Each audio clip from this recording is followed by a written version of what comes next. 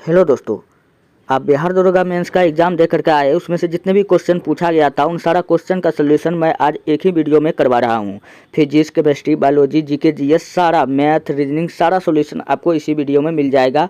आप लोग अपना मिला लीजिए, आपका कितना सही हुआ है। देखिए टोटल 100 प्रश्न आपको मैं करवाऊँगा। देख लीजिए पूरा इसी प्रकार 100 प्रश्न है, आप लोग मिला लीजिए। एकदम सही प्रश्न है, ओरिजिनल प्रश्न है और आंसर भी बिल्कुल सही है।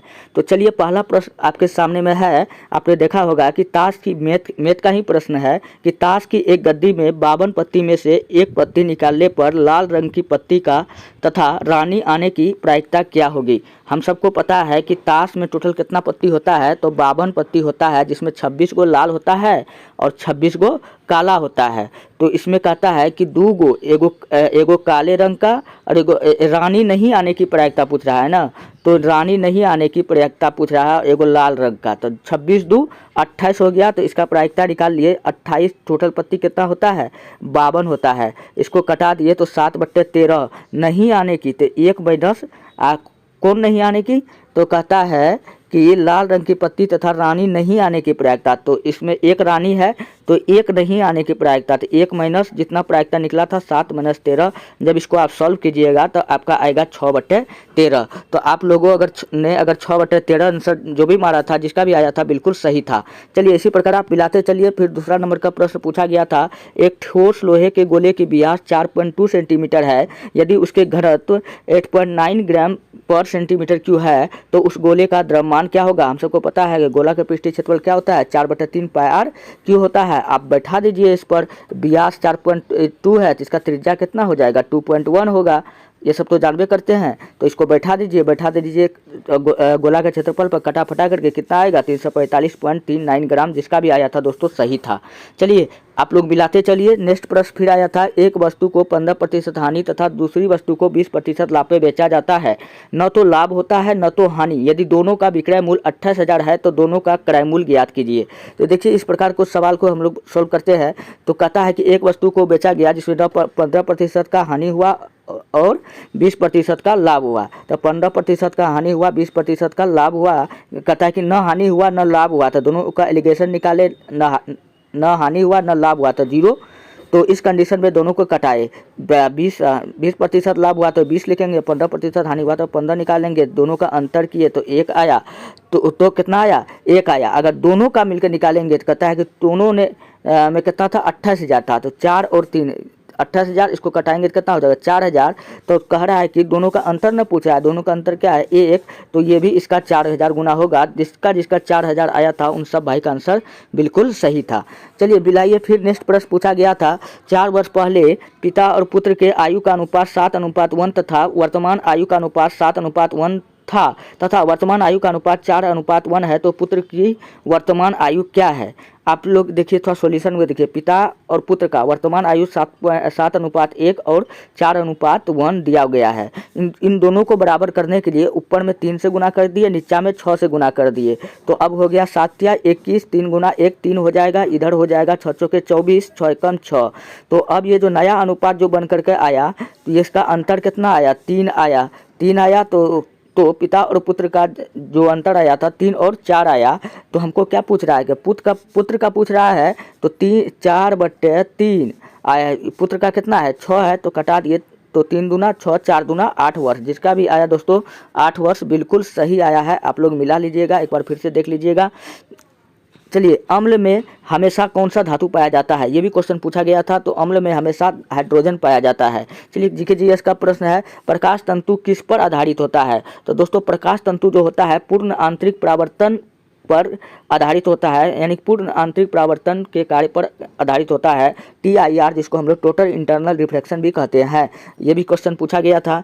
फिर देखिए 7वां नंबर में प्रश्न था, प्राण एवं दैहिक स्वतंत्रता किस अनुच्छेद में है। तो प्राण एवं दैहिक स्वतंत्रता जो है वो आर्टिकल 21 में है। किस में है, आर्टिकल 21 में है।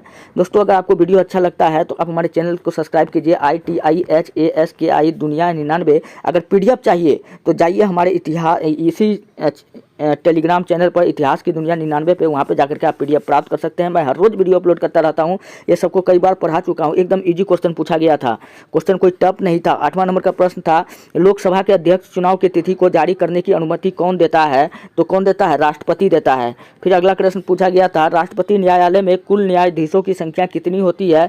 तो 15 होता है। कल पढ़ाई देखिए आज आ गया। 10वां नंबर का प्रश्न फिर पूछा गया था, वेटलैंड डे कब मनाया जाता है? तो ये कब मनाया जाता है? तो 2 फरवरी को मनाया जाता है। कब मनाया जाता है?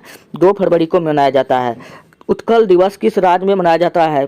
परसों सेट में ही बताए थे कि उत्कल दिवस किस राज्य में मनाया जाता है? तो उड़ीसा में। कहाँ मनाया जाता है? उड़ीसा में, याद रख लीजिएगा।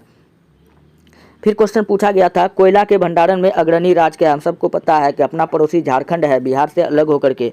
चलिए, वो सब खनिज लेकर के चल गया, हम लोग को कृषि छोड़ दिया। 13वां नंबर का प्रश्न है, कोयना बांध किस नदी पर स्थित है? कोयना बांध जो है दोस्तों, कोयना नदी पर स्थित है। ये महाराष्ट्र राज्य में है। तो जिन भाई ने महाराष्ट्र लगाया उसका आंसर बिल्कुल सही था।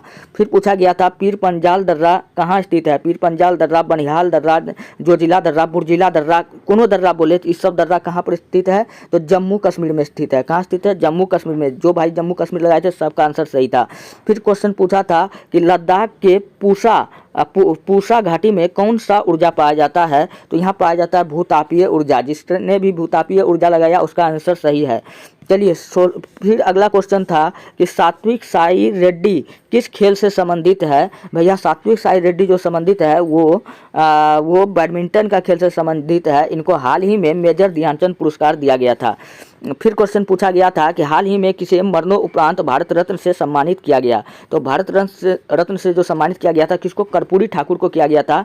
इस बार बिहार दरोगा 25 फरवरी में जो क्वेश्चन पूछा गया है वही क्वेश्चन का हम सोल्यूशन यहाँ पे करवा रहे हैं। चलिए, कर्ण वंश के बाद कौन सा वंश आया था? तो आपको एक ट्रिक बताए थे, हसीन मौसूकांद्र,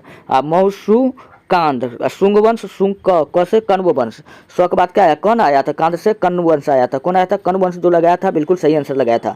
चलिए, 19वां नंबर का प्रश्न था, भारत में इलेक्ट्रॉनिक राजधानी किसे कहा जाता है? तो कहा जाता है बेंगलोर को। किसको कहा जाता है? बेंगलोर को। बेंगलोर जिसका ने भी लगाया सबका आंसर सही था।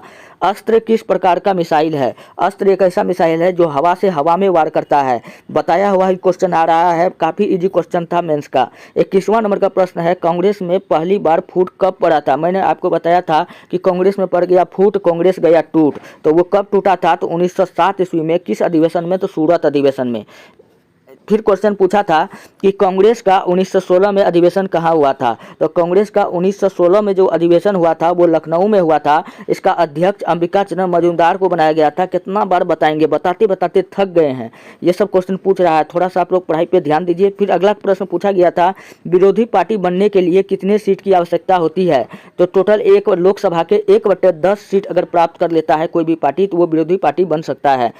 फिर क्वेश्चन पूछा गया था, इब्न बतूता किस शताब्दी में भारत आया था? कल ही बताए थे, परसों बताए थे एग्जाम देने से पहले। किस शताब्दी में आया था? 14वीं शताब्दी में मोहम्मद बिन तुगलक के काल में आया था। यहाँ पे मैं डिस्कशन नहीं कर रहा हूँ, बिल्कुल बताते जा रहा हूँ। फिर पूछ रहा था, रेडिट टास्क फोर्स किसकी शाखा है? तो ये शाखा है भैया आरपीएफ की। किसकी शाखा है? आरपीएफ की। फिर पूछा था, डायमिट्रिस किसके समकालीन थे? तो डायमिट्रिस जो थे वो बिंदुसार के समकालीन थे। बिंदुसार का बेटा कौन था? अशोक था। अपने ही जाति में विवाह करना क्या कहलाता है? तो वो कहलाता है अंतर जातीय विवाह कहलाता है। जिसने भी अंतर जातीय विवाह लगाया था सबका आंसर सही था। ब्लड प्रेशर का मापन किससे किया जाता है? सिस्टोलिक या डायस्टोलिक, जो भी लगाया था आंसर सही है। फिर क्वेश्चन पूछा गया था 24वां नंबर, स्वतंत्र रूप से गिरते हुए वस्तु का ऊर्जा क्या होता है? तो स्थिर होता है। ये भी आंसर जो भी लगाया था सही होगा। फिर पूछा गया था कि आर्मी, थोड़ा मिस्टेक हो गया लिखने में, आर्मी का संबंध है भूमि से। तो नौसेना का संबंध पूछ लिया था कि किससे है? तो नौसेना का संबंध है जल सेना से। जिसने भी जल सेना लगाया सबका आंसर सही होगा। फिर पूछा था लकड़ी का संबंध है फर्नीचर से। तो गेहूं का संबंध पूछ लिया था किससे है? तो गेहूं का संबंध रोटी से है, या रोटी ऑप्शन में न रहे तो आटा से है। तो ये भी दोनों सही हो जाएगा। फिर पूछा था चरक किसके दरबार में रहते थे? चरक किसके दरबार में रहते थे? कनिष्क के दरबार में रहते थे।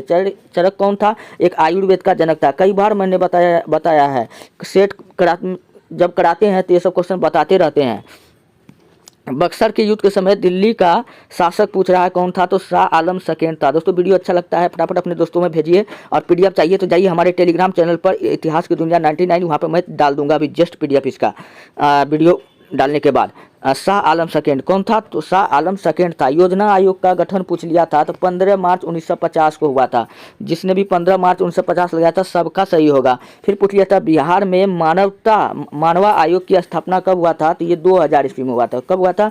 2000 ईस्वी में। फिर क्वेश्चन पूछा था मुंगेर से कौन सा जिला सीमा नहीं लगाता है? तो ऑप्शन में था जम्मू था, लखीसराय था, भागलपुर था। तो ये सब सीमा मुंगेर से लगाता है, लेकिन मधेपुरा नहीं लगाता है। तो इसलिए मधेपुरा जो भी लगाया होगा उसका आंसर सही हुआ होगा।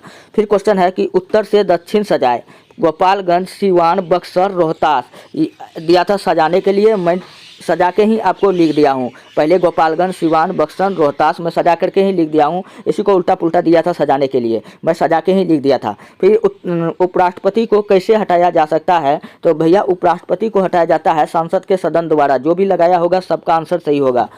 आप लोग मिला लीजिए, आप लोग बताइए आप लोग का कितना आ रहा है। पूर्वी घाट बंदरगाह कौन सा है? तो पूर्वी घाट बंदरगाह तूतीकोरन है, तमिलनाडु में पड़ता है। कलकत्ता का सहायक बंदरगाह कौन है? तो हल्दिया है। जो भी हल्दिया लगाया था वो भी सही होगा। कलकत्ता बंदरगाह का कार्यभार कम करने के लिए हल्दिया का निर्माण किया गया था। कई बार बता चुके हैं। 35वां नंबर का क्वेश्चन था कि आधुनिक भारत का जन्मदाता किसे कहा जाता है? तो राजा राम मोहन राय। जो भी लगाया सबका आंसर सही होगा। आजमनगर टाइगर रिजर्व किस राज्य में स्थित है? जिसने भी थोड़ा सा भी न्यूज़ देखता होगा तो आप सबको पता होगा निरहुआ ने चुनाव कहाँ से लड़ा था? आजमनगर से ही लड़ा था। तो आजमनगर कहाँ पड़ता था? यूपी में। तो यूपी इसका बिल्कुल राइट हो जाएगा। जीआई टैग पूछ रहा है कि कौन प्रदान करता है? तो WTO वर्ल्ड ट्रेड ऑर्गेनाइजेशन प्रदान करता है। WTO जो भी लगाया था सबका आंसर सही होगा। फिर है बढ़ई का संबंध लोहार से, दर्जी का संबंध नाई में। पूछ रहा है कि कौन विषम है? तो देखिए भैया बढ़ई, देखिए ये सब एक कास्ट, बढ़ई हो गया, लोहार हो गया, दर्जी नाई हो गया, ये सब एक कास्ट है। दर्जी कोई कास्ट नहीं होता है, उस हिसाब से दर्जी भी हो सकता है या नहीं तो देखिए नाई भी हो सकता है। लेकिन इसका आंसर आयोग द्वारा अभी नहीं बताया गया है। देखते हैं आयोग इसका आंसर क्या डालता है, तो मैं आपको कम्युनिटी पोस्ट में कर दूंगा। चलिए बढ़ते हैं नेक्स्ट प्रश्न की ओर। फिर है द कॉन्ट्रेस्ट नामक पुस्तक किसने लिखा था? तो रूसो ने लिखा था। किसने लिखा था? रूसो ने लिखा था। फिर पूछ लिया था तो दूसरी सबसे बड़ी ग्रंथि, शरीर का दूसरी सबसे बड़ी ग्रंथि अग्नाशय। सबसे बड़ा ग्रंथि पूछेगा तब आपको बताना है यकृत। समान सिविल संहिता किस अनुच्छेद में है? तो आर्टिकल 24। जो भी भाई लगाया सबका सही होगा। फिर क्वेश्चन है कि लोकसभा अध्यक्ष एवं उपाध्याय उपस्थित न हो तो लोकसभा का अध्यक्षता कौन करता है? तो उसका करता है पैनल द्वारा गठित व्यक्ति करता है। जो भी ये आंसर लगाया था उसका आंसर सही होगा।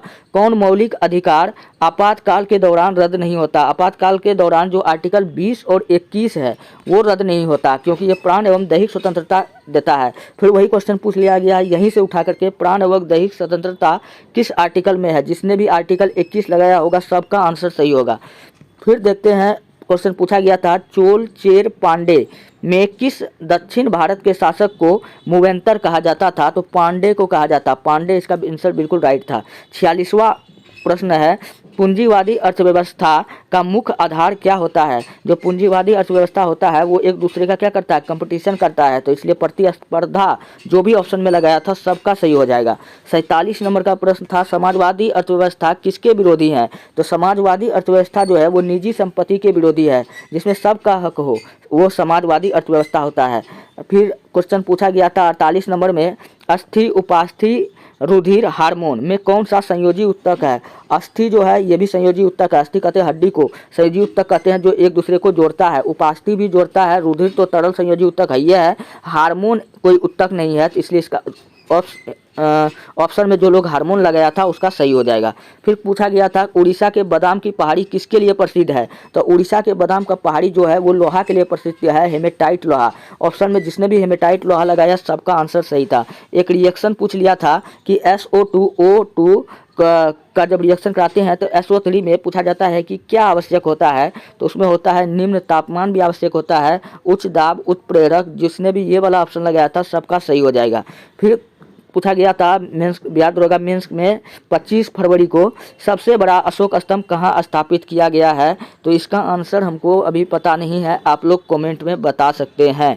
चलिए 52 नंबर का क्वेश्चन था कौन सी नदी एस्चुरी का निर्माण करती है? तो एस्चुरी का निर्माण करती है ताप्ती। आप लोग कमेंट बनाइए, बताइए कि ऐसा कौन सा नदी है जो डेल्टा का निर्माण करती है। मैं ये भी बताया हूँ और ये भी बताया था, ये सब बताया हुआ क्वेश्चन आ रहा है, तो आप लोगों को कमेंट में बताइए। फिलहाल मैं आगे बता रहा हूँ मुगल काल में वित्तीय अधिकारी को क्या कहा जाता था?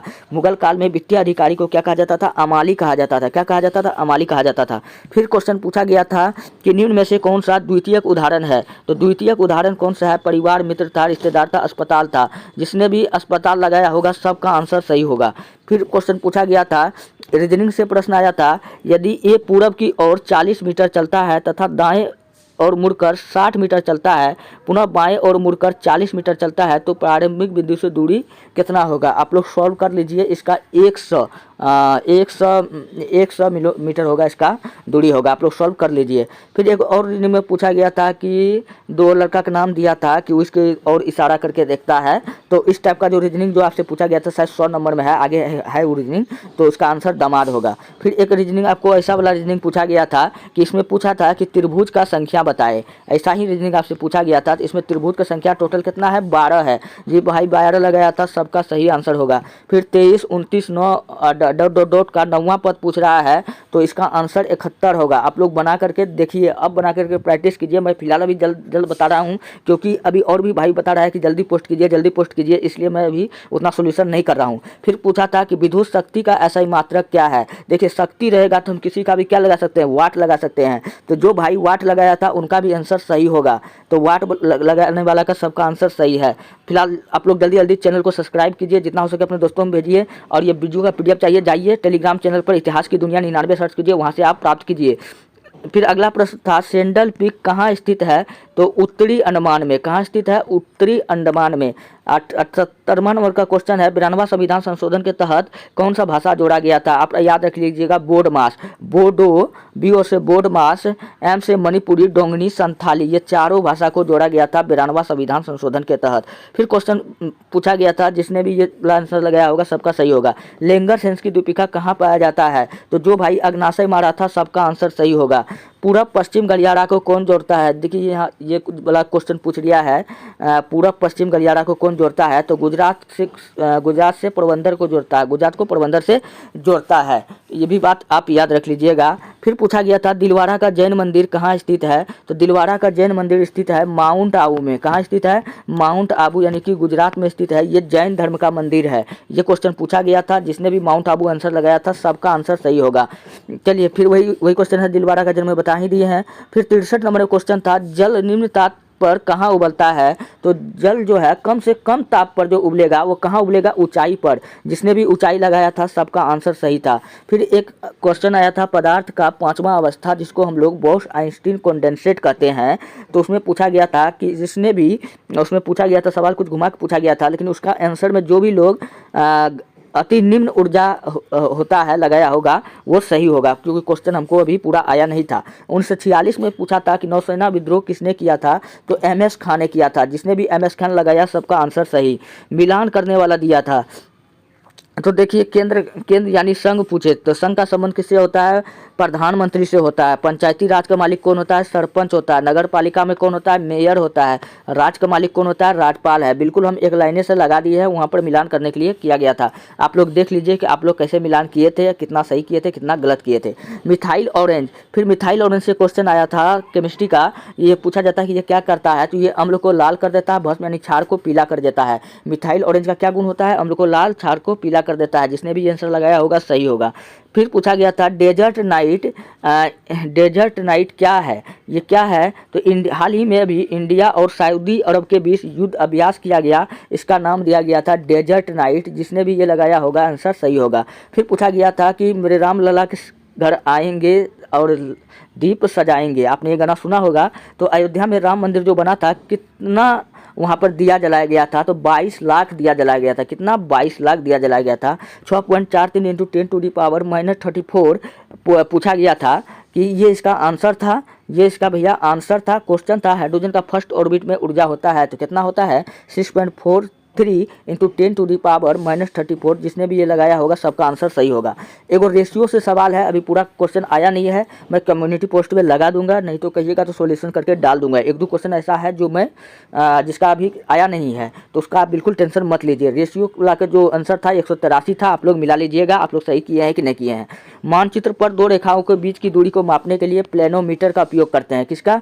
प्लेनोमीटर। जिसने भी प्लेनोमीटर लगाया सबने बाजी मार लिया। 85 नंबर का क्वेश्चन क्वेश्चन था 14वां all India police commando competition की शुरुआत कहाँ हुआ था? तो इसका शुरुआत हुआ था विशाखापट्टनम में। कहाँ हुआ था? विशाखापट्टनम में। कहाँ पड़ता है? आंध्र प्रदेश में। जिसने भी ये आंसर लगाया सबका सही। परिसीमन आयोग कहता है कि कार्य करता है, तो परिसीमन आयोग का कार्य होता है कि सीमा का निर्धारण करना। दो राज्यों को कौन बांटता है? परिसीमन आयोग द्वारा बांटता है। हाल ही में आपने देखा था जम्मू कश्मीर को लद्दाख से अलग किया था, तो वो कौन किया था? परिसीमन आयोग ही करता है। फिर क्वेश्चन पूछा गया था कौन सही नहीं है?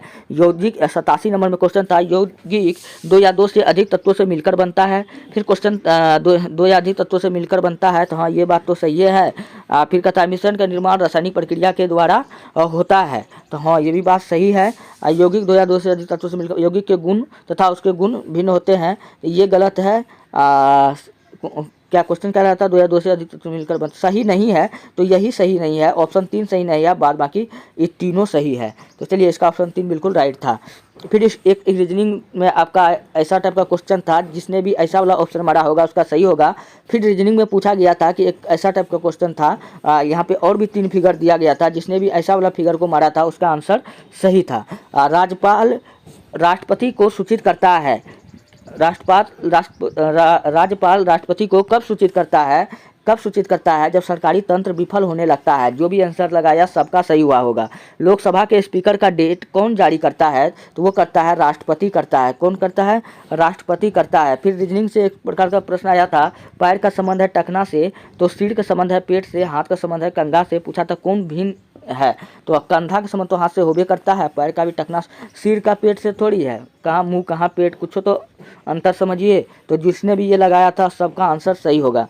दोस्तों ये रहा टोटल क्वेश्चन मैंने आपको कराया, आप लोग अपना अपना मिला लीजिए, और जितना हो सके मैंने कई सारा सेट रोज करवाते रहता हूँ। आप लोग जाइए हमारे चैनल को सब्सक्राइब कीजिए और वीडियो को लाइक कीजिए और अपने दोस्तों में भेजिए। इस वीडियो का PDF चाहिए तो जाइए इतिहास की दुनिया ITIHAS इतिहास की दुनिया 99 पर जा करके आप PDF ले सकते हैं। और इस बिहार दरोगा मेंस में जो भी हिंदी पूछा गया था उसका हमने अलग से वीडियो भी डाल दिए हैं, उसको भी जा करके आप लोग देख लीजिए। इधर मैथ रीजनिंग का जितना भी प्रश्न था GK GS का सारा यहीं पे है, आप लोग इसको भी देख लीजिए। 2 क्वेश्चन माफ़ी चाहता हूँ, क्वेश्चन मेरे पास आया नहीं तो नहीं बता पाया। मिलते हैं नेक्स्ट वीडियो में, धन्यवाद।